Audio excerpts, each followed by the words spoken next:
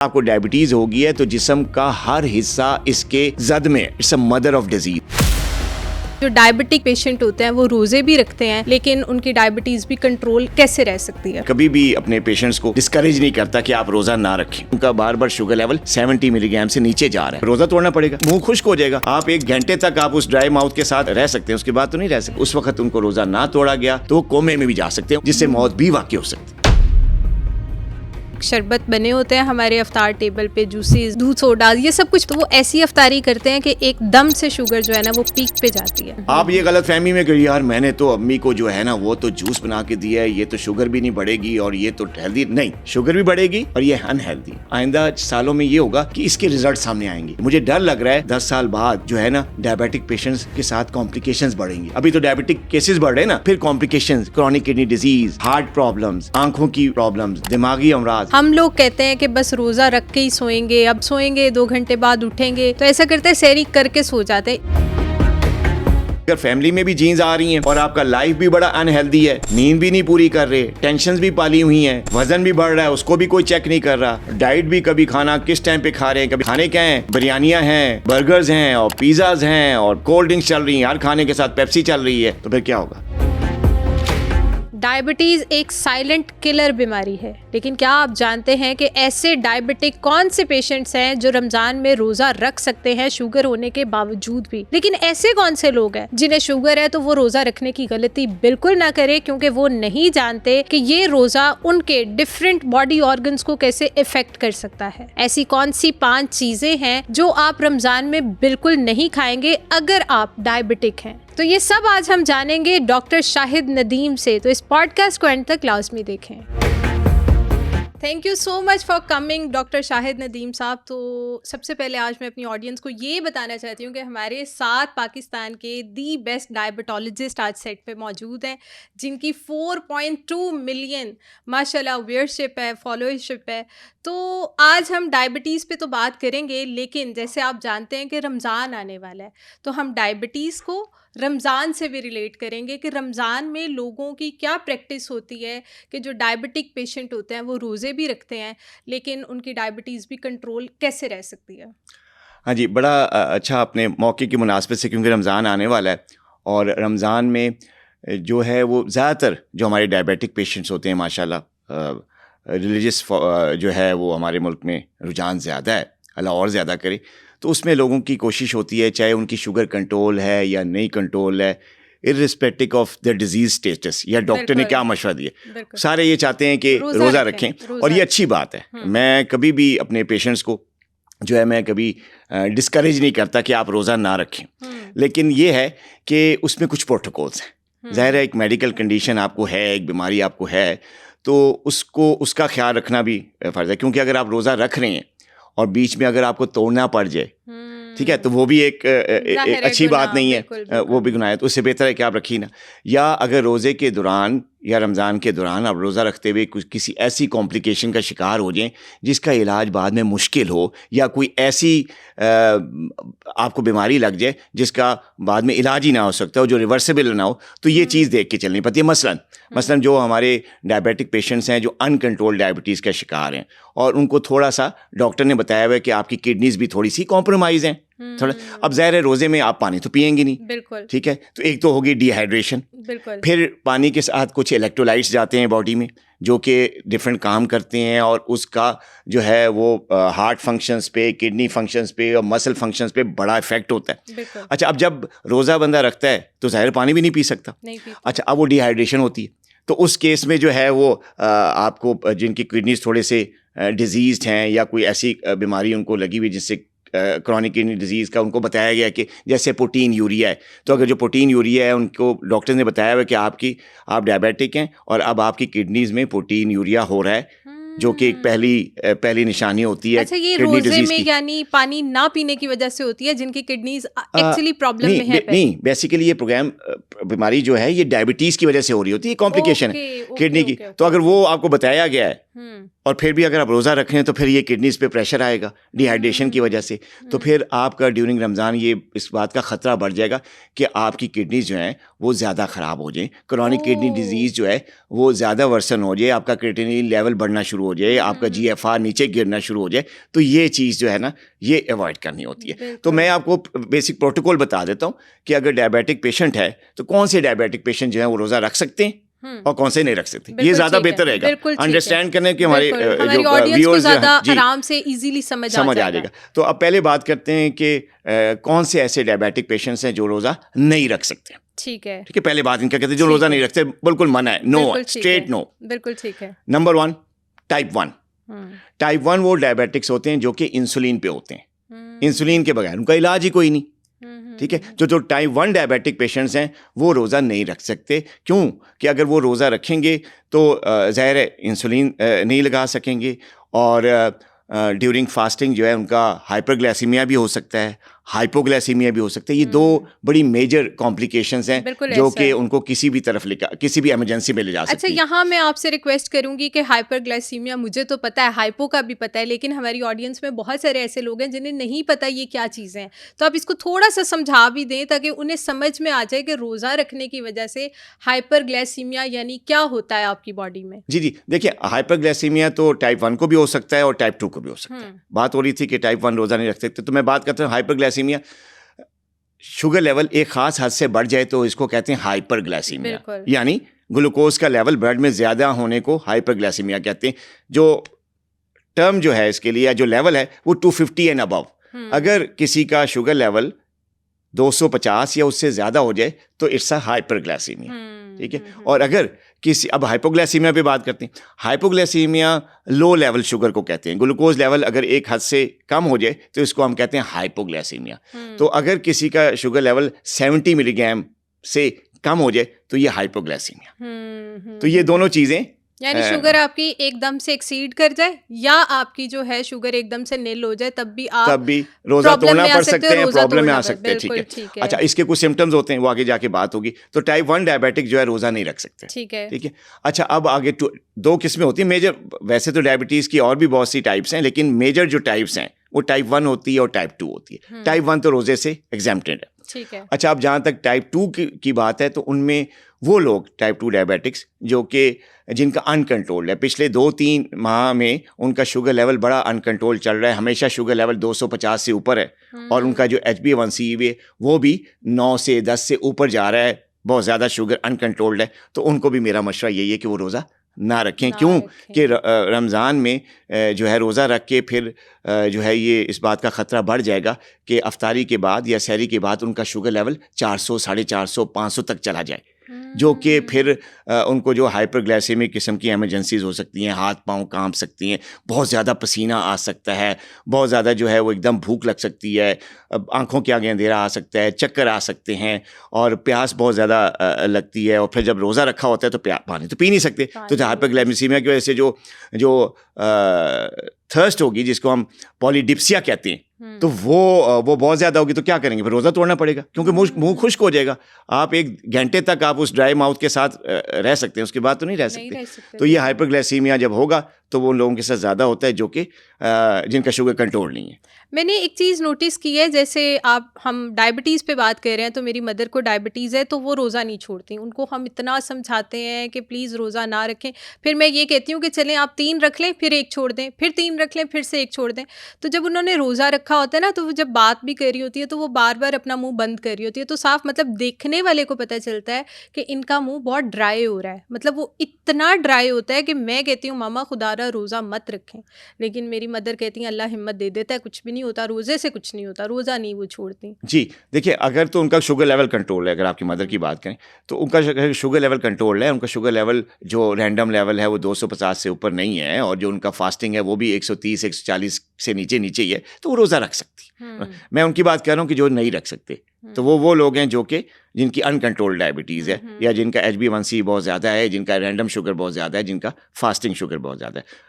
तो वो लोग रोज़ा नहीं रख सकते। बिल्कुल अच्छा, ठीक एक तो है। वो हो गए। दूसरे वो लोग जो डायबिटिक्स हैं और वो किसी भी किस्म की कॉम्प्लिकेशन का शिकार हैं। जो सबसे ज़्यादा मेन कॉम्प्लिकेशन है वो क्रॉनिक किडनी डिजीज़ है। अगर आप डायबिटिक हैं और आपको डॉक्टर ने डायग्नोज किया हुआ है कि आप डायबिटीज़ के साथ साथ आपकी जो गुर्दों का प्रॉब्लम भी है, जिसको हम क्रॉनिक किडनी डिजीज़ कहते बिल्कुल। हैं या नेफ्रोपैथी कहते हैं, तो ये अगर आपको है तो फिर आप नहीं रोज़ा रख सकते, क्योंकि फिर किडनी डिजीज़ मज़ीद वर्स होने का ख़तरा बहुत बढ़ जाएगा रोज़े के साथ। तो ये चीज़। अच्छा, अब वो डायबिटिक्स जो कि टाइप 2 हैं और उनको पिछले 2-3 महीने में उनका शुगर लेवल बहुत नीचे जा रहा है या बहुत ऊपर जा रहा है।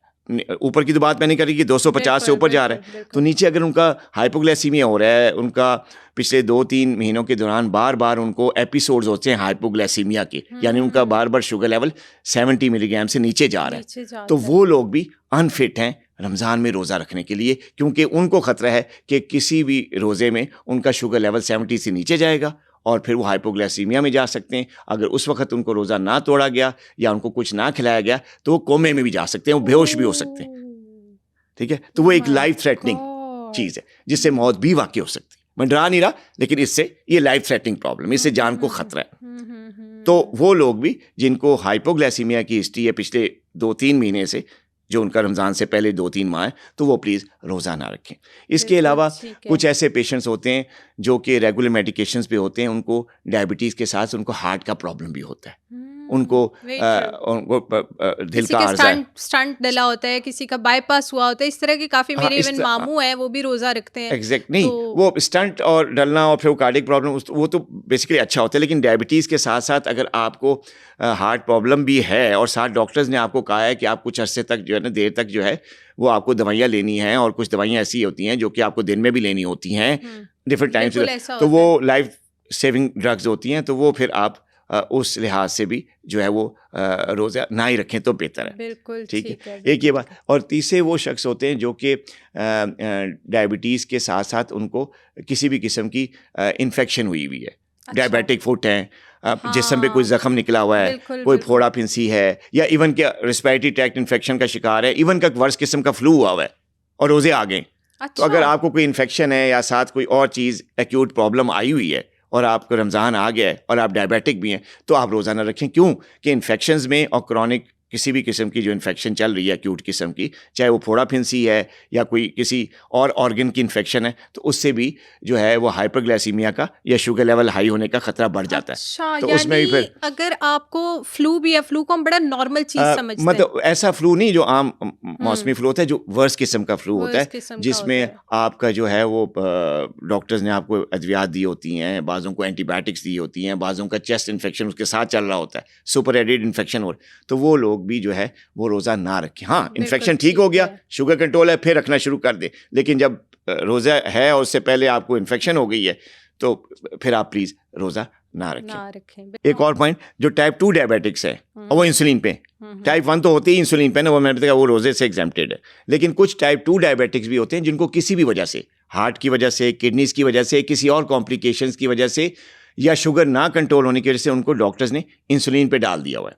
अच्छा, अब वो इंसुलिन लेते हैं, तो वो भी रोज़ा सोच समझ के अपने मौलिज के मशवरे के बगैर ना रखें, क्योंकि अगर वो इंसुलिन ले रहे हैं तो इस बात का खतरा बढ़ जाता है कि वो भी हाइपोग्लाइसीमिया में ना चले जाएं ड्यूरिंग फास्टिंग। तो ये लोग रख सकते हैं, लेकिन फिर डॉक्टर्स रमज़ान से एक हफ्ता पहले या 4-5 दिन पहले उन्होंने अपने मौलिज के साथ मिलकर अपनी इंसुलिन की जो डोजेज है उसको एडजस्ट करवा लें। बिल्कुल ठीक है, आई गॉट इट। अब मेरा आपसे अगला सवाल ये है कि आप टाइप 1 और टाइप 2 को डिस्कस कर रहे हैं, हमारी बहुत सारी ऑडियंस को नहीं पता ये दोनों डायबिटीज़ में डिफ्रेंसिएशन क्या है, तो पहले सबसे मुझे ये बता दें ये टाइप 1 और टाइप 2 होती क्या है? जी बिल्कुल।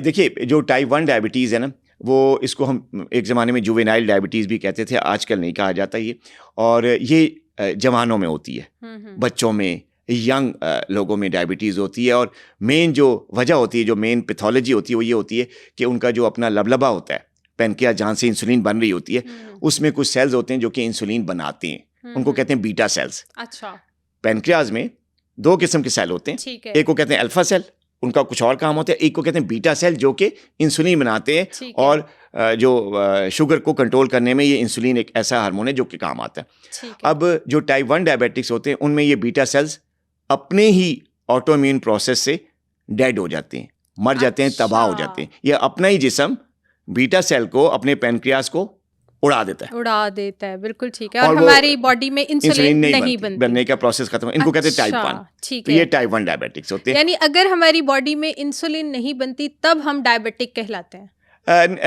नहीं, ये तो नहीं, जब हमारा ग्लूकोज का लेवल एक नॉर्मल लेवल से बढ़ जाए तो फिर हम डायबिटिक कहलाते हैं। ठीक अब है। इसमें जो टाइप 1 डायबिटीज़ हो रही है, क्योंकि उसकी बात करें तो इनमें ग्लूकोज लेवल की बढ़ने की वजह ये होती है कि इंसुलिन नहीं आ रही, इंसुलिन ठीक बन है। नहीं रही, तो ठीक शुगर है। कंट्रोल नहीं हो रहा, हम्म। तो वो टाइप 1 डायबिटिक्स है। हम्म। ये टाइप 1 डायबिटिक्स होती है। जो टाइप 2 डायबिटीज़ होती है उनमें इंसुलिन बन रही होती है। वो ऐसी डायबिटीज़ है जो कि एडल्ट लोगों में होती है, जवानों में नहीं, थोड़े से मिडिल एज कह लें, बूढ़े लोग कह लें, उनमें यानी होती है। आफ्टर 30s 40s आफ्टर 25 26 के बाद ठीक भी है। आजकल होनी शुरू हो गई है, ठीक लेकिन है। 30s 40s के बाद अमूमन कॉमन प्रैक्टिस है कि टाइप 2 डायबिटीज़ होती है और आजकल बहुत ज़्यादा कॉमन है। टाइप 2 डायबिटीज़ टाइप 1 डायबिटीज़ के अगर रिलेट करें तो उस लिहाज से टाइप 2 डायबिटीज़ बहुत ज़्यादा कॉमन है। ठीक है। यानी 30 साल पहले जो खाया पिया होता है, जो वो फिर निकलता है बाद अनहेल्दी में, लाइफस्टाइल होता है, वो बिल्कुल। फिर 30 साल पे आके निकलना शुरू हो जाता है। निकलना किसकी शक्ल में? शुरू हो जाता है। टाइप 2 डायबिटीज़ की शक्ल बिल्कुल में। सही, तो टाइप बिल्कुल 2 डायबिटीज़ जो है वो आमतौर पे बड़े उम्र के लोगों में होती है और उसमें होता है ये कि इंसुलिन बन रही होती है। उधर तो इंसुलिन बननी नहीं होती ना, टाइप 1 में तो बनती बनती ही नहीं है। यहाँ इंसुलिन बन रही होती है लेकिन एक्शन सही नहीं कर रही होती, या उस क्वांटिटी में नहीं बन रही होती जिस क्वांटिटी में रिक्वायरमेंट होती है, या उस क्वालिटी की नहीं बनती जिस क्वालिटी की इंसुलिन शुगर कंट्रोल करती है। यानी इस इंसुलिन की जो क्वालिटी है वो भी खराब हो जाती है अपने लाइफस्टाइल की वजह और से। जैसे जैसे आप मतलब अब जैसे आप डायबिटिक होते हो, मेरी मदर डायबिटिक थी, तो स्टार्टिंग में तो डॉक्टर्स ने उन्हें ओरल मेडिसिन पे रखा, वो मेडिसिन से ठीक होती रही, लेकिन जैसे जैसे मेरा ख्याल है एज बढ़ती रहती है आप इंसुलिन पे आ जाते हो, ऐसा होता है? नहीं, ऐसा नहीं है। देखिए, अब जो टाइप 2 आपकी मदर को टाइप 2 डायबिटीज़ होगी, ज़ाहिर है, ओरल मेडिकेशंस पे। टाइप 2 डायबिटीज़ में उस वक्त तक इंसान इंसुलिन पे नहीं आता जब तक वो अपनी डायबिटीज़ को 3 चीज़ों के साथ सही कंट्रोल कर रहा है, तो वो नहीं आता इंसुलिन पे। अच्छा। और वो 3 चीज़ें क्या है? ये मेरी एक बड़ी फेमस सेइंग भी है, मेरे फॉलोअर्स जानते हैं कि मैं ये कहता हूँ कि दुनिया की कोई सी भी डायबिटीज़ हो, चाहे जितनी मर्जी अनकंट्रोल्ड हो, वो कंट्रोल हो सकती है। कैसे? 3 चीज़ों की कॉम्बिनेशन होती है। एक होता है जो है प्रॉपर मेडिसिन, प्रॉपर डोज में, और प्रॉपर डॉक्टर के साथ, माहिर डॉक्टर के साथ जो प्रिस्क्राइब की हो। एक ये। दूसरी चीज़ होती है फिजिकली एक्टिव लाइफस्टाइल, यानी आप अपने आप को एक्सरसाइज की, वॉक की, जॉगिंग की, एथलीट बन के रहें, जिंदगी एक एथलीट बन के गुजारे, एक्टिव ये लाइफस्टाइल। कैसे करेगी हमारी ऑडियंस? ये मुश्किल काम है। हाँ, ये है तो मुश्किल काम, क्योंकि इसके लिए एक खास टेम्परामेंट चाहिए। और ठीक है, ये एक एक्टिव लाइफ। और तीसरी चीज़ होती है बैलेंस डाइट। आपने हेल्दी और बैलेंस खाना खाना है, नेचुरल, ऑर्गेनिक, अच्छी खुराक। जो आपके प्रोसेस खाने हैं, जैसे हमारे पिज़्ज़ाज़ हैं, बर्गर्स हैं, फैटी मील्स हैं, कोल्ड ड्रिंक्स हैं, शुगर का बेइंतहा इस्तेमाल है, बेकरी के सामान का बेज़्यादा इस्तेमाल। तो इस किस्म की जो डाइट है उससे फिर आपकी शुगर कंट्रोल नहीं। आपको बैलेंस डाइट पे आना है, गोश्त खाएं, सब्जियां खाएं। उनको खाने का तरीका होता है, आगे चल के हम बताएंगे। सब्जियां, गोश्त, फ्रूट्स, मतलब होल ग्रेन्स, मतलब चक्की वाला आटा, ठीक है। और तो इस तरह के अगर आप खाने खाएंगे जो कि नेचुरल हैं, जो हमारी पुराने जो वक्तों के लोग खाते थे गांव के, उस तरह की डाइट रखेंगे, बैलेंस डाइट, तो इन तीनों चीज़ों कंबाइन करें तो आप ना कभी इंसुलिन पे आएंगे और ना कभी आपकी शुगर अनकंट्रोल होगी। Very nice. और अगर इन तीनों का कॉम्बिनेशन नहीं करेंगे तो फिर इंसुलिन पे आना पड़ेगा। इंसुलिन पे अब मेरी बात सुनिए, इंसुलिन का ना इटसेल्फ बहुत बड़ा खौफ है। कहते हैं कि इंसुलिन ते लग गए हुन ते नहीं पई छूट नहीं सकती, इंसुलिन नहीं ख़त्म होती। ये वाकईतन ऐसा होता है कि रिवर्सल में जो जाते हैं लोग, तो उनका क्या सीन होता है, उनकी कैसे शुगर खत्म हो जाती है? यहाँ पे 2 सवाल आ गए ना आपके। बिल्कुल। रिवर्सल एक अलग टॉपिक है, उस पर बात करते हैं अभी। और जो इंसुलिन वाला है, वाकई जो है ना, हमारे जो थोड़े से कम एजुकेटेड लोग हैं, या हमारी रूरल क्लास जो है, जो गांव में रहती हैं, ख़ासतौर पे ख़वातीन जो डायबिटिक हैं, तो उनमें यही एक गलत फहमी है, एक मिथ है कि जी अगर इंसुलिन पे आ गए तो ये आखिरी स्टेज है, और ये तो बस हम डेथ हो जाएगी और इंसुलिन लगेगी तो हम मर जाएंगे, हमारी लाइफ अब बहुत कम हो रही है। वो फिर जो है लोगों में फिर रोना पीटना भी शुरू हो जाता है। बिल्कुल ऐसे कि वो जी, एक फोबिया बनाया हुआ है, जी, इंसुलिन का फोबिया है हमारे लोगों को। एग्जैक्टली। अब खुदा ना खास्ता अगर हमारे अपने भी किसी को, जब मेरी मदर को भी इंसुलिन लगी थी तो मेरे माइंड में भी कहीं ना कहीं आ गया था, यार मामा आप अगर परहेज कर लेती तो क्या हो जाता। मतलब मैंने भी उन्हें कहा था कि इस चीज़ पे आना ज़रूरी था, आप कर लेती लाइफस्टाइल चेंज हाँ तो कोई फ़र्क नहीं पड़ना था। जी, ये लेकिन फोबिया तो है। फोबिया लेकिन है। ये देखिए, अब आपके जो हमारे लिसनर्स हैं वो शायद सुन रहे होंगे कि इंसुलिन कोई फोबिया वाली या कोई डरने वाली चीज़ नहीं, कि इलाज है। जैसे आप एंटीबायोटिक खाते हैं, डॉक्टर के पास जाते हैं, आपको इन्फेक्शन होती है, वो आपके टेस्ट करा के आप कहते हैं जी ये एंटीबायोटिक है, 5 दिन बाद आप ठीक हो जाएंगे। तो दवाई होती है। तो इंसुलिन भी it's one of the medication. तो ये बात नहीं है कि जो इंसुलिन पे आया तो आखिरी स्टेज है और उसके बाद उसकी डेथ हो जाएगी, ऐसा नहीं है। और टाइप 2 डायबिटीज को इंसुलिन पे नहीं आना चाहिए, ओरल मेडिकेशन पे और लाइफस्टाइल का जो मैंने कहा उस पे होना चाहिए। टाइप 1 का इलाज ही इंसुलिन है। मजबूरी है ना। अच्छा, ये टाइप 1 जेनेटिकली होती है आपको? नहीं, टाइप 1 में जेनेटिक्स है लेकिन कम पार्ट। टाइप 2 में जेनेटिक्स ज्यादा है, अच्छा, मोरोसियत ज्यादा है। अच्छा, अगर फैमिली में है तो इस बात का रिस्क बढ़ जाता है कि आपको भी होगी।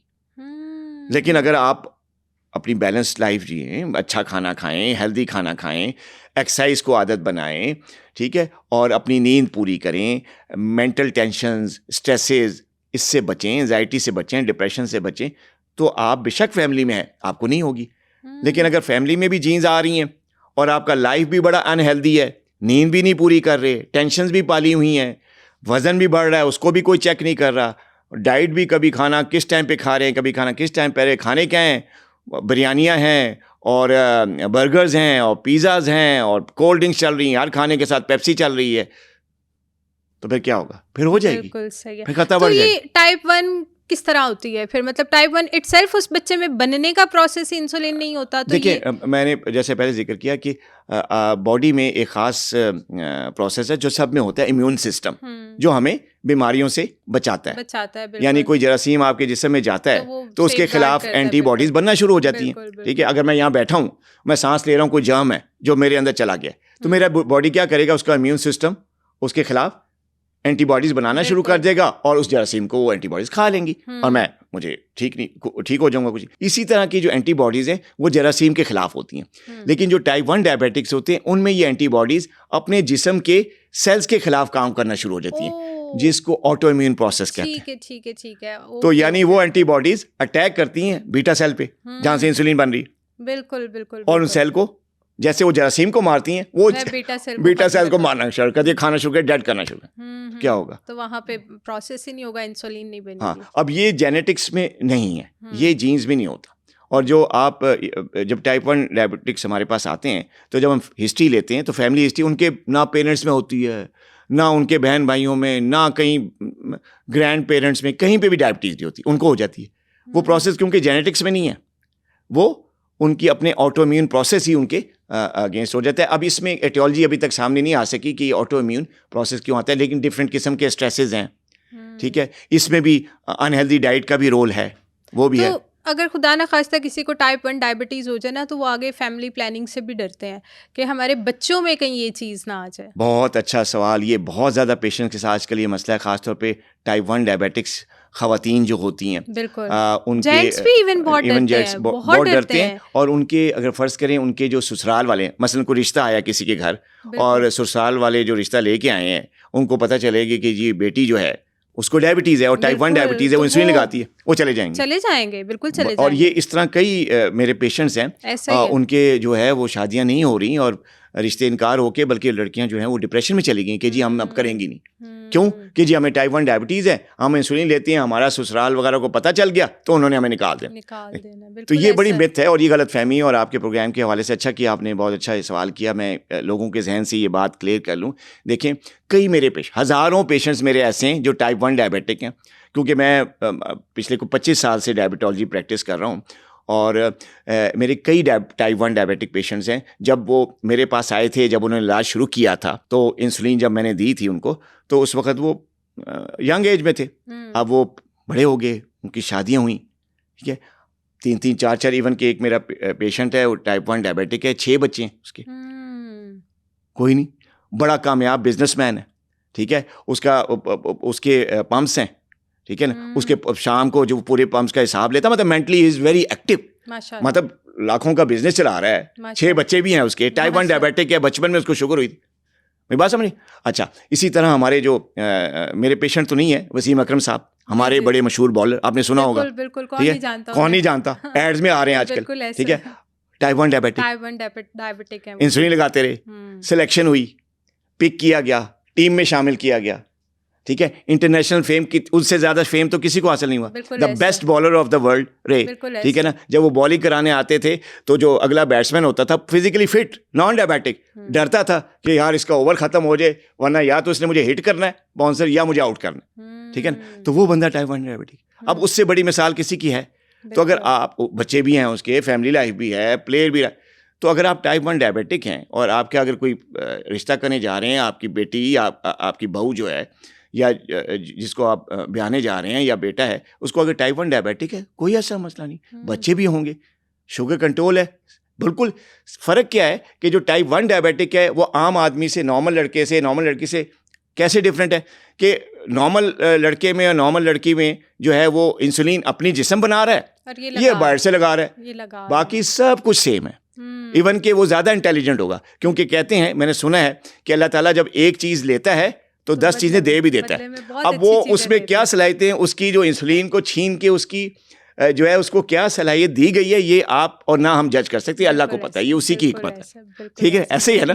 तो लिहाजा उस टाइप 1 डायबिटिक के साथ आप शादी करने में या रिश्ता भेजने में बिल्कुल इनकार ना करें, वो बिल्कुल नॉर्मल है। फ़र्क से बताया कि आपकी इंसुलिन बन रही है, उसकी वो बाहर से ले रहा है, बस, और कोई डिफरेंस नहीं है। बिल्कुल ठीक है, वो आपसे ज़्यादा फिट है। बिल्कुल ठीक है, बहुत अच्छा आपने समझाया, एंड आई होप कि हमारी ऑडियंस को ये अवेयरनेस आए कि इस तरह की चीज़ों पे जो हमारे हाथ में नहीं है, कुछ चीज़ें हमारे अल्लाह ने अपने हाथ में रखी हैं, तो जो इस तरह की चीज़ें पे उन लोगों को जज नहीं करना चाहिए, और जो चीज़ें, जो सिलसिले स्मूथली चल रहे हैं उन्हें चलने देना चाहिए। तो आगे हम बढ़ते हैं, वापस रमज़ान पे आते हैं कि अगर, तो अव्वल तो आपने बता दिया कि ये लोग रोज़ा रखें और ये लोग रोज़ा नहीं रखें, लेकिन फिर भी हमारी बहुत सी ऑडियंस ऐसी है जो रोज़ा रखती है, रोज़े में एक पता नहीं उन्हें सुकून अलग सा मिलता है, तो फिर अफ्तारी में ना वो ऐसी अफ्तारी कर लेते हैं, लाइक शरबत बने होते हैं हमारे अफ्तार टेबल पे, जूसेस, दूध, सोडा, ये सब कुछ पड़ा होता है, तो वो ऐसी अफ्तारी करते हैं कि एकदम से शुगर जो है ना वो पीक पे जाती है, तो ऐसी सिचुएशन पे क्या करना चाहिए? अच्छा, देखिए, पहला बड़ा रमज़ान के हवाले से एक बहुत ही बड़ा इंपॉर्टेंट आपका क्वेश्चन, और इसका जवाब ये है कि पहली बात तो ये है कि अगर आप डायबिटिक हैं, चाहे आप टाइप 2 हैं या कोई और टाइप की डायबिटीज़ है, आप टाइप 1 तो रख ही नहीं सकते, तो आप सबसे पहले जी रमज़ान शुरू होने से पहले आप अपने डॉक्टर से मिलें, जो भी आपका डायबिटोलॉजिस्ट है जो आपका शुगर का इलाज करे, उससे मिलें, उसको बताएं कि जी मैंने रोज़ा रखना है, रमज़ान आ रहा है, मेरी दवाई, क्योंकि उसकी दवाइयाँ कौन सी हैं, कुछ ऐसी मेडिकेशंस होती हैं जो कि शुगर लेवल लो करती हैं बड़ी तेज़ी से, कुछ ऐसी मेडिकेशंस होती हैं जो कि शुगर लेवल इतनी ज़्यादा लो नहीं करती, मीडियम कंट्रोल रखती हैं। मेडिकेशन की डिफरेंट टाइप्स है, तो आप अपनी मेडिकेशंस को एडजस्ट करवा लें, उनकी डोज और उनका जो भी टाइमिंग है उसको आप अपने डॉक्टर से एडजस्ट करवाएं, ये सबसे पहला स्टेप है। आप रखें, रोज़ा रखें, मैं नहीं किसी को रोज़ा छुड़वाता जो हमारे टाइप 2 डायबिटिक्स हैं, मैं कहता हूँ बस आप डॉक्टर से मिलें, अपनी मेडिसिन को सेट करवाएं, और वो पूरे रमज़ान में उस डोज में और उस सेटिंग के हिसाब से आप दवाइयाँ लें जो आपके डॉक्टर ने सेट कर दी हैं। एक बात, दूसरी ये कि सहरी में और अफ्तारी में आपने डोज एडजस्ट करवा ली, अब रोज़े का टाइम आ गया, सहरी में और अफ्तारी में ऐसे खाने खाएं जिनसे खाने से आपका शुगर लेवल स्पाइक ना करे। मसलन आप कॉम्प्लेक्स कार्बोहाइड्रेट्स लें, जिनको हम होल ग्रेन कहते हैं, चक्की का आटा है जिसमें चोकर मिला वो लें, या मल्टीग्रेन आटा जिसमें होल ग्रेन डिफरेंट आटे, जौ का आटा है, बाजरे का है, खालिस गंदम, वो मिला के आप एक अपना सा आटा खुद बनाएं और वो आप इस्तेमाल करें। उससे ये होगा कि उसमें फ़ाइबर इतना ज़्यादा है कि आपका शुगर लेवल एकदम स्पाइक नहीं करेगा, वो आहिस्ता आहिस्ता हज़म होगा। जब आप सहरी करेंगे या अफ्तारी पे खाएंगे तो एकदम शुगर स्पाइक नहीं करेगा, आहिस्ता आहिस्ता हज़म होगा, क्योंकि फ़ाइबर उसमें ज़्यादा है और लेवल जो है वो आहिस्ता आहिस्ता हज़म होगा। आपकी दवाइयाँ भी असर कर रही होंगी, आपकी एक्टिविटी भी उसको कंट्रोल कर रही होगी, कैलोरीज बर्न भी हो रही होंगी, और आपका शुगर लेवल नहीं बढ़ेगा। तो अगर आप डायबिटिक हैं तो सहरी अफ्तारी में होल ग्रेन, एक बात। दूसरी ये कि कोशिश करें जो आप जैसे सब्जियां हैं उसको स्टिर फ्राई करके सब्ज़ी खाएं जो है, और साथ में प्रोटीन लें, जैसे गोश्त है, चिकन है, मछली है, बीफ है, मटन है, गोश्त खाएं, होल ग्रेन का आटा लें, इस किस्म के खाने खाएं, जूसेस और कोल्ड ड्रिंक्स और इस टाइप के जो हम ड्रिंक्स बनाते हैं, इवन के आप नींबू पानी बनाते हैं तो उसमें भी तकरीबन कोई 8-10 चम्मच चीनी डली होती है, डलती ठीक है है तो चीनी इस तो किस्म मस्ट है, तो मस्ट इस है। किस्म की ड्रिंक्स और बेकरी का सामान, ठीक है, और इस किस्म के प्रोसेस फूड जो कि प्रोसेस होके निकलते हैं वो आप ना लें। अच्छा, अब इसमें एक चीज़ और होती है हमारे घर की, मैं तो घर की बात करूँगी कि हम लोग क्या करते हैं कि अपना जो भी जूस वगैरह बनना होता है वो सेपरेट बना लेते हैं। मदर को ना एक फ्रूट दूध के अंदर बस ब्लेंड करके अच्छी से दे देते हैं कि वो शेक बन जाता है विदाउट एनी शुगर, लेकिन फ्रूट लाजमी देते हैं और वो दूध में डाल के उसे ना वो शेक की फॉर्म में बना देते हैं। तो क्या ये हेल्दी है? देखिए जो जूस होता है ना फ्रूट का वो तो अनहेल्दी है, ठीक है, जूस नहीं देना आपने, ठीक है। ठीक है। जो ब्लेंडिंग की ब्लेंडिंग कहते हैं इसको है कि आपने बिल्कुल फ्रूट के पीसेस कर लिए पीसेस करके, लेकिन छिलका नहीं उतारा। छिलका नहीं उतारा, हाँ, जी छिलके जी, समेत अगर बिल्कुल आप फ्रूट के पीसेस करके जो है वो अगर दूध में डाल के दे रहे हैं तो ये बहुत ज़बरदस्त है। इसमें ठीक है, फाइबर भी जा रहा है, ठीक इसमें है, विटामिन्स भी जा रहे हैं और ठीक है। सारे मिनरल्स जा रहे हैं जो फ्रूट में शामिल है। लेकिन अगर आप जो है जूस बनाते हैं तो उसमें सिर्फ और सिर्फ जो फ्रुक्टोज है, ग्लूकोज जा रही है, बाकी आपने फाइबर निकाला तो उसके साथ विटामिन्स भी गए, मिनरल्स भी गए, यानी फ्रूट का कोई फायदा नहीं हुआ। वो सिर्फ उसमें जो जूस आपने लिया वो ऐसे ही है जैसे कोई सॉफ्ट ड्रिंक आपने ले लिया। आप ये गलत फहमी में कि यार मैंने तो अम्मी को जो है ना वो तो जूस बना के दिया है, ये तो शुगर भी नहीं बढ़ेगी और ये तो हेल्दी नहीं, शुगर भी बढ़ेगी और ये अनहेल्दी है। और ये जो खजूर बहुत कॉमन चीज़ है हमारे दस्तरखान पे रमज़ान में, तो खजूर खा लेनी चाहिए डायबिटिक पेशेंट को? देखिए अगर तो आप टाइप 2 डायबिटीज़ हैं, आपने रोज़ा रखा हुआ है तो एक आध खजूर से आप रोज़ा खोल सकते हैं, ठीक, सुन्नत भी पूरी हो जाएगी। ठीक है। लेकिन आपके दिल में सुन्नत का ख्याल होना चाहिए हाँ, कि वो मैं तो obvious सुन्नत है। पूरी कर रहा हूँ इसलिए मैं खजूर खा रहा हूँ। लेकिन आप सिर्फ ये खा रहे हैं, दिल में ये ख्याल कि ये जी खजूर है, मीठी है, ज़रा एंजॉय कर लूँ, तो फिर 2-3 भी खा लेंगे आप साथ ही उसके, क्योंकि एंजॉयमेंट हो रही है ना। ऐसा नहीं, डायबिटिक पेशेंट को खजूर इस सिचुएशन में जो मैंने बताया नहीं अलाउड। नहीं एक आध allowed। खजूर, वो भी अगर उनकी शुगर कंट्रोल्ड है। अगर वो शुगर कंट्रोल नहीं है उनकी और उनको पता है कि मेरे लेवल सहरी में भी ज़्यादा थे और मेरे बीच में भी ज़्यादा आ रहे हैं, फिर डेट से नहीं, फिर सिंपल एक गिलास आधे गिलास पानी से आप रोज़ा खोलें और साथ आप जो भी सालन रोटी, और मैंने कहा ना कि रोटी इस तरह की होनी चाहिए, गोश्त है, बिल्कुल। सब्जियां, उसके साथ आप खाना खा लें, सिंपल बिल्कुल रफ्तारी। ठीक है। अच्छा, कौन सी 5 ऐसी चीज़ें आप बताएंगे जिन पे आप बहुत बड़ा क्रॉस लगा देते हैं कि ये डायबिटिक हो या डायबिटिक ना हो, ये चीज़ें मत खाएं? डायबिटिक हो या ना हो, ना हो मतलब होता है ना कि घर में अब हम भी अगर 5-6 लोग एक घर में रहते हैं, हमें अभी तक हमने तो अपने आप को वो एग्जामिन ही नहीं ना करवाया, हो सकता है हम भी प्री डायबिटिक हों, क्योंकि ये तो बड़ी कॉमन चीज़ है। हम बहुत- मीठा तो खाते हैं, मीठा जी जी कौन छोड़ता है, ब्राउनीज, केक्स, ये तो हम यंगस्टर्स की भी खुराक में है ना, जी तो जी। हम भी तो हो सकता है कि प्री डायबिटिक हो। तो कौन सी ऐसी चीज़ें हैं, कोई 5 ऐसी चीज़ें बता दें जो आप कहते हैं कि बेशक आप डायबिटिक हैं या नहीं है, लेकिन ये चीज़ें अपनी रूटीन में से बिल्कुल मिनिमम कर दें? जी देखिए, एक तो सफ़ेद चीनी, ठीक है, ये अपनी ज़िंदगी में से बिल्कुल निकाल दें, ठीक ठीक है। है। और दूसरा है मैदा। हम्म, अब मैदे से कई चीज़ें बनती हैं। मैं तो मैदे का पराठा भी खा लेती हूँ। हाँ, तो ये मैदा जो है ना उसको निकाल दें। उसमें अब उसमें बहुत सारी चीज़ें हैं, जो कि बेकरी का सारा सामान जो है, बेकरी का जितना स्टफ वो सब मैदे से बनता है, ठीक है। तो वो चीनी, ठीक है, तो ये दूसरी चीज़ आप वो निकाल दें। इसमें ब्रेड वगैरह हर चीज़ आ जाएगी। हर चीज़ आती है, वाइट ब्रेड है और रस हैं, बिस्किट्स हैं, केक्स हैं, ये सारा मैदे से ही बनता है ना। मिठाइयाँ भी यानी वही सारा, आप इन शॉर्ट कह रहे हैं बेकरी पूरी निकाल दें। बेकरी पूरी निकालें। तो दूसरी चीज़ होगी कि आप बेकरी बेकरी पूरी निकाल दें, निकाल दें, ठीक है। चीनी पूरी निकाल दें, ठीक है। सॉफ्ट ड्रिंक्स, ठीक कोल्ड है, ड्रिंक्स, ये ठीक अपनी है। ज़िंदगी से निकाल दें। ये ठीक है। तीसरी बड़ी चीज़ है जो कि यंगस्टर्स में बहुत ज़्यादा है। बहुत कॉमन खाना वो कोल्ड ड्रिंक के बगैर खा ही नहीं सकते, बिल्कुल, ठीक है ना। बिल्कुल। और जहाँ पे भी आप जितने बड़े बड़े रेस्टोरेंट्स हैं, अब मैं नाम तो नहीं किसी का लेता, लेकिन जितने बड़े रेस्टोरेंट्स हैं, ब्रांड्स हैं, उधर आप जाके बैठते हैं तो उनकी जो जो वो नहीं होती, डील्स होती हैं कि जी डील 1 है, डील 2, हर डील में आपको कोल्ड ड्रिंक मिलेगी। मिलेगी, हाँ, तो मिलेगी। कहाँ जाएगी जब टेबल पे पड़ी होगी। तो फिर पिएंगे ना हम। फिर पीनी तो पड़ेगी, तो वो आप पीते हैं। और फिर उसमें देखें ना कि क्या होता है, फिर अगर डायबिटिक नहीं भी हैं आप तो रिस्क बढ़ जाएगा। आपकी फैमिली में है प्री डायबिटिक आप हैं, ठीक है, और आपने जब इस किस्म के खाने खाए हैं तो रिस्क बढ़ेगा, खतरा बढ़ेगा, आपको शुगर होगी। फिर कसूर होता है कि नहीं जी नहीं, वो हमें किसी ने बताया नहीं, हमारा ये हो गया वो। ऐसा नहीं है, आपका लाइफस्टाइल अनहेल्दी है, आपका खाना अनहेल्दी है, तो उसने तो खतरा बढ़ाना है और आपको मरीज बनाना है। तो ये चीज़ जो है ना, एक तो कोल्ड ड्रिंक्स तीसरी चीज़ होगी। चौथी चीज़ ये है वो आपका जो प्रोसेस खाने, डब्बा बंद फूड हैं, फ्रोज़न जो खाने, उसमें नमक की क्वांटिटी भी ज़्यादा होती है, प्रिजर्वेटिव्स भी होते हैं, मैदा भी होता है, सिंपल जो कार्ब्स होते हैं वो होते हैं, तो वो आप अपनी ज़िंदगी से निकाल दें।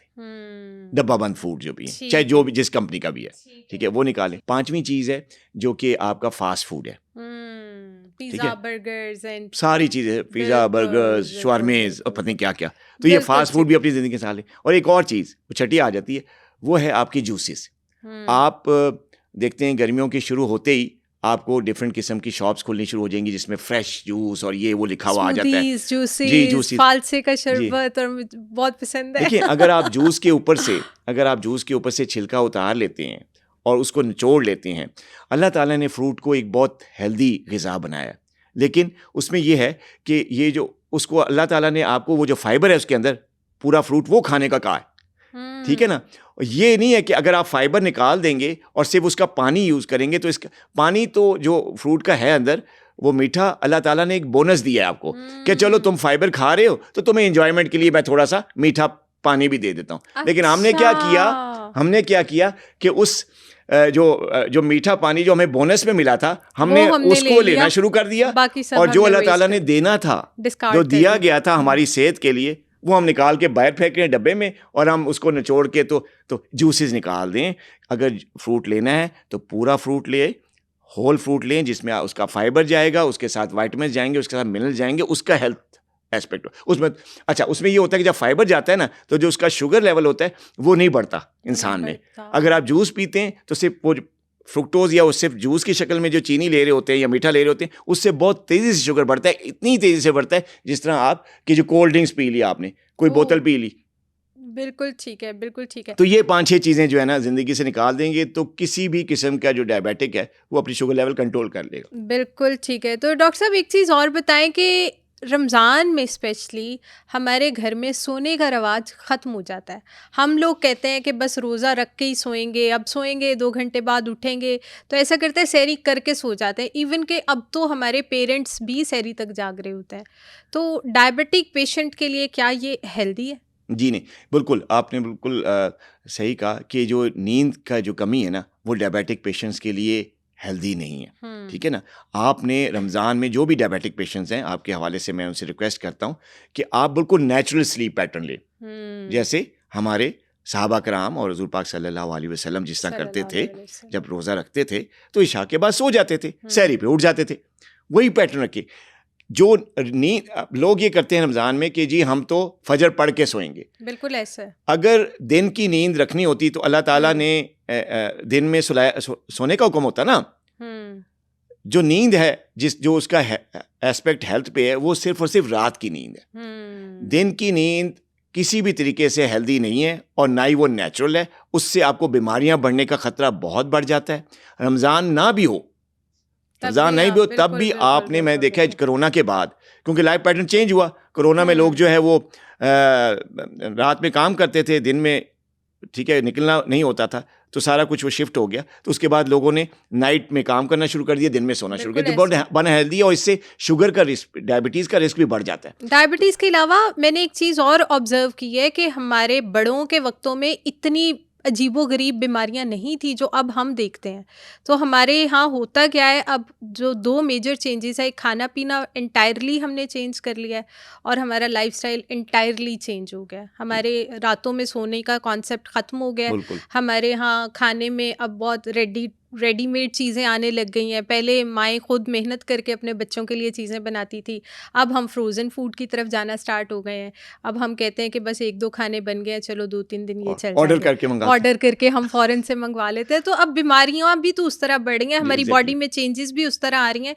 हमारी नानियाँ दादियाँ इतनी जल्दी बूढ़ी नहीं हुई थी जितनी जल्दी हमारी माएँ बूढ़ी हो गई। और आगे हमारी माएँ, अब हम अपने आप को देखें तो हम अपनी माँओं से भी शायद पहले बूढ़े हो जाएंगे। उसकी मेजर रीजंस भी शायद यही हैं। बिल्कुल नहीं, रमज़ान में आप रात की नींद लें, बिल्कुल ये जो रात का जागना और सुबह सोना ये बिल्कुल अनहेल्दी है, इससे शुगर लेवल बढ़ जाता है। आप यकीन करें, कई हमारे डायबिटिक पेशेंट्स हैं जिनकी डाइट भी अच्छी होती है, एक्सरसाइज भी कर रहे होते हैं, दवाइयाँ भी ले रहे होते हैं, रमज़ान का रोज़ा रखते हैं और शुगर का अनकंट्रोल होती है। मैंने कहा ये क्या बात है कि आप रमज़ान से पहले तो बड़ा शुगर कंट्रोल रखा हुआ था, तो आपने रमज़ान में तो बल्कि कंट्रोल होना चाहिए, क्योंकि फास्टिंग है, इतनी बड़ी 12, 13, 14 घंटे की फास्टिंग है, तो आपको शुगर कम होना चाहिए कंट्रोल। तो पता चला, जब तहकीक की तो पता चला कि साहब जो हैं वो तो सहरी पे सोते हैं, सहरी खा के नमाज़ पढ़ के सोते हैं, रात को नींद ही कोई नहीं। क्या करते हैं, कभी जी मैं खेलने चला जाता हूँ, कभी हम ताश खेलना शुरू कर देते हैं दोस्तों के साथ, गप्पे लग रहे हैं, क्रिकेट खेलने चले जाते हैं, मतलब कुछ भी हो, रात की नींद नहीं करते। उससे शुगर अनकंट्रोल रहती है। क्योंकि रात को अल्लाह ताला ने रात को एक सुकून का ज़रिया बनाया है, और उससे अगर आप रात की नींद नहीं करते तो बॉडी में इस किस्म के प्रोसेसेस चलते हैं जिसमें अनहेल्दी किस्म के एंजाइम्स, अनहेल्दी किस्म के केमिकल्स और हार्मोन्स निकलना शुरू कर देते हैं, जिसमें कोर्टिसोल भी है। जबकि नींद अगर आप टाइम पे नहीं लेते तो ये जो जिसको हम स्ट्रेस हार्मोन कहते हैं वो निकल जाता है। जब वो निकलता है और एक्सेस क्वांटिटी में निकलता है तो वो आपको आपकी अपनी बॉडी की जो हेल्दी फैट्स हैं या जो प्रोटीन्स हैं उनको ब्रेक करके आपको अनहेल्दी ग्लूकोज दे रहा होता है, और उससे शुगर लेवल बढ़ जाता है। और मरीज़ ये समझता है कि जी मैं तो सब कुछ कंट्रोल, पहले सारा कुछ है, मैं रोज़ा रखता हूँ, अनकंट्रोल। भाई आपकी नींद, आप सो ही नहीं रहे, आप नेचुरल नींद ही नहीं रहे। तो आप इशा पढ़ के सोएं, तरावी पढ़ के, ठीक है, सहरी पे उठें और उठ के फजर के बाद अपने कामों पे निकल जाएं। ये क्या तरीका है कि आप रात को जाग रहे हैं और दिन को सो रहे हैं? This is unhealthy. बिल्कुल ठीक है, बिल्कुल ठीक है। डॉक्टर साहब, हम अपने लास्ट क्वेश्चन की तरफ आते हैं। मुझे ये बताएं कि बहुत जगह हम थंबनेल्स में और डिफरेंट चैनल्स पे देखते हैं कि ये खा लें शर्तिया शुगर का इलाज, शुगर बिल्कुल ख़त्म, ये वर्जिश कर लें आपकी शुगर ख़त्म। ये क्या कॉन्सेप्ट है, क्या ऐसा पॉसिबल है? देखिए, ये मैं आजकल सोशल मीडिया माशाल्लाह बड़ा तरक्की कर रहा है, पाकिस्तान को भी तरक्की दे रहा है और अवेयरनेस आ रही है। सोशल मीडिया के मैं ख़िलाफ़ नहीं हूँ, बहुत अच्छा, इससे बड़ी अच्छी अवेयरनेस पैदा हो रही है, बहुत ज़्यादा फ़ायदे हैं इसके। मीडिया के भी फ़ायदे हैं, इलेक्ट्रॉनिक मीडिया, सोशल मीडिया सारी। लेकिन एक चीज़ मैंने बड़ी नोट की, जो मेरा अपना ज़ाती तजुर्बा, हो सकता है आपको इख्तलाफ हो, किसी और को इख्तलाफ हो, मेरा अपना जो ख्याल है कि ये जो चीज़ आजकल आ रही है कि अनप्रोफेशनल किस्म के लोग, जिनका डॉक्टरी से ना उन्होंने पढ़ी, ठीक है, हम यहाँ किताबें पढ़ पढ़ के पागल हो गए, और जनाब कुछ ऐसे लोग जिनका उन्होंने वीडियो बनाई और वो डॉक्टरों की तरह जो है बातें करें, अनप्रोफेशनल चीज़, जिनका कभी अस्पताल से वास्ता नहीं रहा, कभी मरीज़ नहीं देखे, कभी मेडिकल की बुक नहीं पढ़ी, कभी कोई इवन के कोई सुनी नहीं कोई चीज़, ठीक है, उनका मेडिकल साइंस से कोई ताल्लुक ही नहीं है, वो बोलना शुरू हो गए डायबिटीज़ ये तो डायबिटीज़ हो तो ये खा लें तो रिवर्स हो जाएगा, ये ना खाएं तो ये हो जाएगा। ऐसा बिल्कुल नहीं है। और मुझे डर लग रहा है कि आइंदा 8-10 साल बाद जब ये चीज़, जब इसके रिजल्ट सामने, अभी रिजल्ट ही सामने आए, ये सब कुछ चल रहा है, ठीक है ना, आप ये खा लें वो खा लें, ये ना खाएं वो खाएं, आपकी डायबिटीज़ कंट्रोल हो जाएगी, आपकी डायबिटीज़ रिवर्स हो जाएगी, ठीक हो जाएगी। ये बिल्कुल गलत फहमी। ऐसी कोई बात नहीं है कि फ़लाँ चीज़ खाने से, अगर आप डायग्नोज्ड हैं, ठीक है, और आप दवाई छोड़ देते हैं, आप हेल्दी लाइफस्टाइल छोड़ देते हैं, चाहे जिस तरह की भी आपको कोई ना कोई करेले का पानी पिला रहा है या कोई फूंक मार के आपको कोई चीज़ खिला रहा है, तो ऐसी चीज़ बिल्कुल नहीं है। आपकी डायबिटीज़ रहती है, एक क्रॉनिक डिजीज़ है, ये सारी उम्र चलती है, इसका इलाज भी और ख्याल भी, एहतियात भी सारी उम्र करना होता है, ठीक है। तो ये जो चीज़ आ रही है ना, अब आइंदा सालों में ये होगा कि इसके रिजल्ट सामने आएंगे, कॉम्प्लिकेशंस आएंगी। मुझे डर लग रहा है कि इस किस्म की अनहेल्दी इन्फॉर्मेशन से जो आइंदा 10 साल बाद जो है ना, डायबिटिक पेशेंट्स के साथ कॉम्प्लिकेशंस बढ़ेंगी। अभी तो डायबिटिक केसेस बढ़ रहे हैं ना, फिर complications, chronic kidney disease, heart problems, आंखों की प्रॉब्लम्स, दिमागी अमराज, ये सारी चीज़ें बहुत ज़्यादा एकदम फैलेंगी, जिसकी वजह क्या होगी कि हम ये मिस इन्फॉर्मेशन और डिस इन्फॉर्मेशन फैला। आप ये जैसे मिस इन्फॉर्मेशन पे बात कर रहे हैं, तो चलें इस पे भी हम जाते जाते जो अपनी ऑडियंस को एक अवेयरनेस दे देते हैं। कौन सी ऐसी मिथ्स हैं डायबिटीज़ से रिलेटेड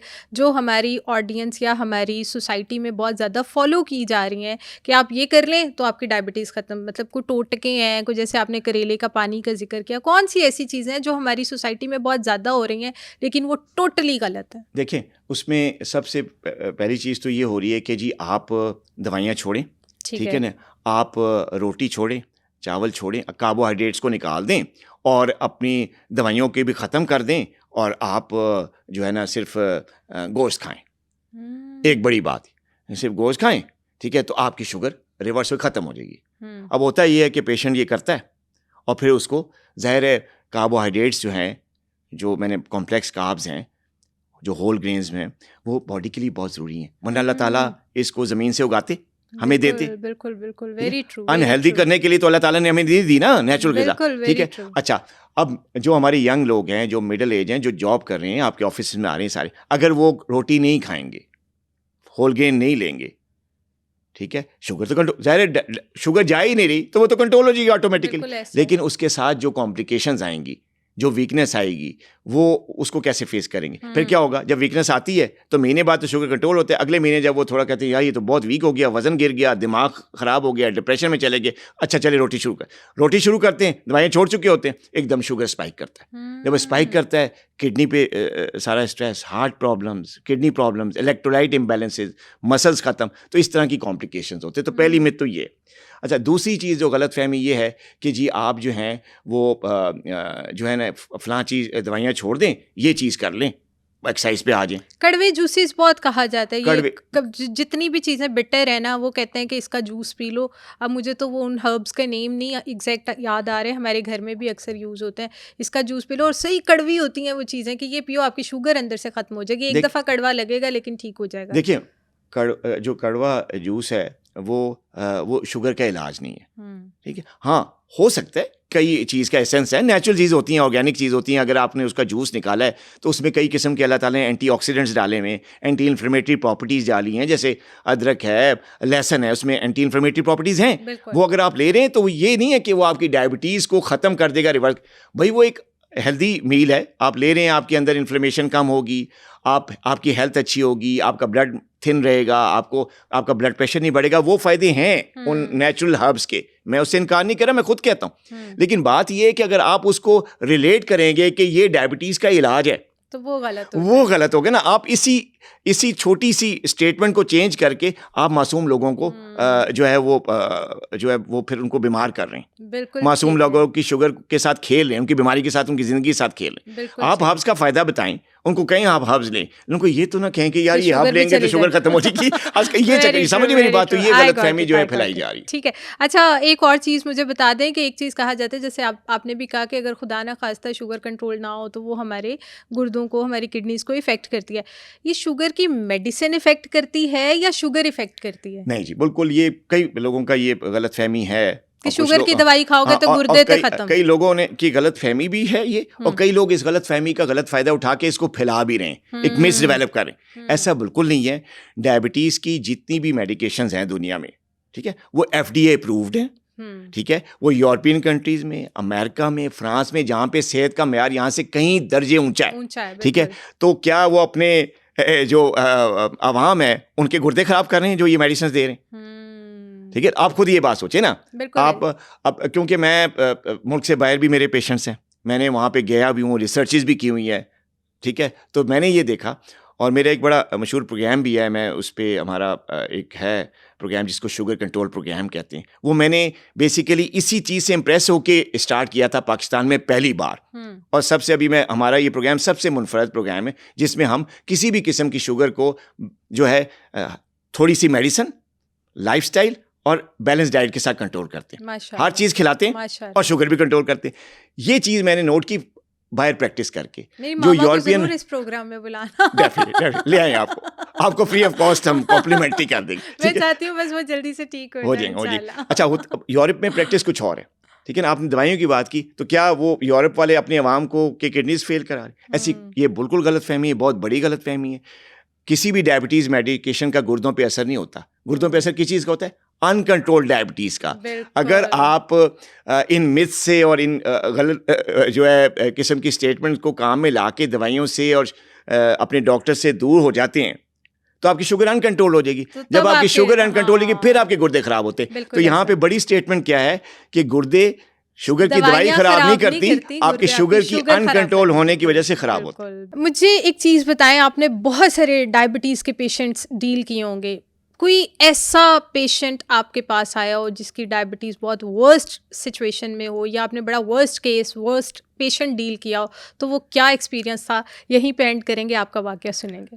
अच्छा, हाँ, पेशेंट्स तो बहुत ज़्यादा, अब तो याद भी नहीं कि कितने पेशेंट देखे। डरावना सबसे जो आपके हॉरिबल केस आपके पास आया, यार ये किस लेवल पे आया मेरे पास, इसने क्या कर लिया अपने साथ? हाँ, एक पेशेंट, वैसे तो इस तरह की और पेशेंट्स भी मैंने डील किए, लेकिन एक पेशेंट मुझे याद है।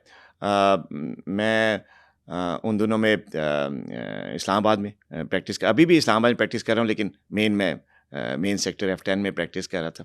तो वो वहाँ पे एक पेशेंट आया मेरे पास के हॉरिबल इस सेंस में कि उसका जो पाँव था वो उंगलियाँ उसकी जो जहाँ से वो सारी ब्लैक थी, और सर्जन्स ने और डॉक्टर्स ने जवाब दे दिए थे कि अब इसकी एम्पुटेशन होगी, शुगर्स उसकी 500, 550, 600 बहुत ज़्यादा अनकंट्रोल कट कर देंगे ना, ठीक है। और उसकी फिर जब हमने इन्वेस्टिगेट किया तो उस पेशेंट्स की किडनीज भी ख़राब थी और जो है कोलेस्ट्रॉल भी बढ़ा हुआ था, मतलब जो चीज़ भी देखी हमने वो सारी एबनॉर्मल थी, ठीक है जी।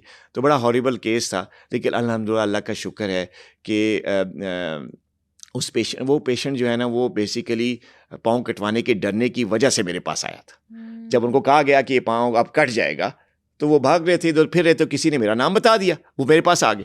तो वो बड़े वर्स केस था। तो अल्हम्दुलिल्लाह अल्लाह का शुक्र है, शिफा तो अल्लाह ताला देते हैं, हम तो ज़रिया हैं, कुछ नहीं है। तो मेहनत की, उसको मैनेज किया, उसको वहीं पे इस्लामाबाद में रखा, किसी दूसरे शहर से था वो आया था, वहाँ पे उसको कहा कि यार तुम गेस्ट हाउस में रहो, ठीक है ना, क्योंकि अभी कंटिन्यूस मॉनिटरिंग करनी है ना, आपने विजिट तो करनी है, आप दूसरे शहर से आओगे तो वो सारा वो हो जाएगा। तो उसको एक गेस्ट हाउस में उसका थोड़ा सा इंतज़ाम किया और आई एम श्योर उस अल्हम्दुलिल्लाह अल्लाह का शुक्र है कि उसको कुछ फैमिली मेम्बर्स ऐसे हैं जिन्होंने उनको हेल्प की मेरी कि जी तुम यहाँ स्टे करो, उनको मतलब उसके बजाय कि वो खुद खर्चा करता, उसको हमने हेल्प किया कि तू स्टे कर, और उसको अल्लाह का शुक्र है इमोशनल सपोर्ट भी दी, मोरल सपोर्ट भी दी, और साथ साथ मेडिकेशन भी अल्हम्दुलिल्लाह अल्लाह का शुक्र है कि उसका पाँव बच गया, ठीक है जी। और उसकी शुगर भी कंट्रोल कर ली हमने, और अल्हम्दुलिल्लाह जो किडनी डैमेज हो रही थी वो भी उसकी रिवर्स होगी। उसकी क्रेटिनिन पहले बहुत ज़्यादा थी, वो हमने इस लेवल पे कर दी कि वो बगैर किसी डायलिसिस के या बगैर किसी और उसके साथ चलेगा। अभी तक वो जो है अब उसका फ़ोन आना तो बंद हो गया, उसके रिश्तेदार एक दो फ़ोन करते हैं, वो शायद थोड़ा बूढ़ा हो गया है, जो उसकी ज़्यादा हो गई है, तो वो उसके रिश्तेदार फ़ोन करते हैं कभी कभी, नंबर है उनके पास, और बताते हैं कि जी वो साईं ठीक है, सही है। तो वो ये एक वर्ष के अच्छा, जैसे एम्पुटेशन से मुझे याद आया कि शुगर हमारे इंटरनल बॉडी को बहुत ज़्यादा इफ़ेक्ट करती है, डिफरेंट ऑर्गन्स को इफ़ेक्ट करती है। तो सिर्फ एंड पे मैं ये नहीं चाहती कि आप ऑडियंस को डराएं, लेकिन मैं ये चाहती हूँ कि उन्हें ये समझाएं कि खुदा न खास्ता शुगर को अगर आप टाइमली कंट्रोल नहीं करते तो ये अंदर से आपकी बॉडी को ख़त्म कर देती है, साइलेंट किलर है, खोखला कर देगी आपको, अंदर से सारे ऑर्गन्स आपके डैमेज हो जाएंगे। जी जी बिल्कुल। देखिए मेरे एक उस्ताद थे, मेडिकल कॉलेज में प्रोफेसर थे, आजकल तो रिटायर हो गए।